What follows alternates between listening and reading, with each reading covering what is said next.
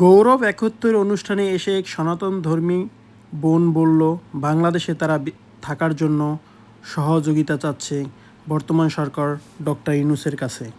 কিন্তু কেন? তারাও তো বাংলাদেশের মানুষ। 16ই ডিসেম্বরের শুভেচ্ছা জানাচ্ছি।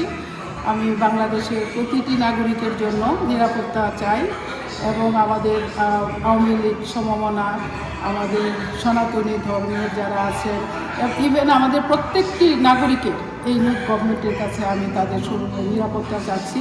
আমরা সবাই মিলেই আমরা মুক্তিযুদ্ধ করেছি এবং মুক্তিযুদ্ধে কোনো তখন ধর্মভিত্তিক মুক্তিযুদ্ধ হয় নাই বাংলাদেশে।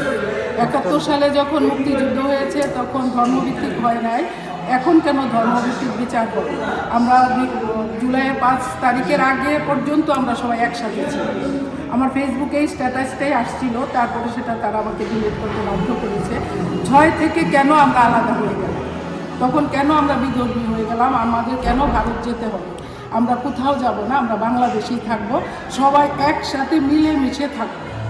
এটাই আমাদের একমাত্র এখন ব্রত, আমাদের এইটাই এখন চাওয়া এই নতুন গভর্নমেন্টের কাছে। আমাদের নির্বাচন হয়ে যাক, রাজনৈতিক দলের হাতে যখন আসবে, আশা করি আমাদের দেশ আবার আগের মতোই হবে, সেকুলার বাংলাদেশ। জয় বাংলা।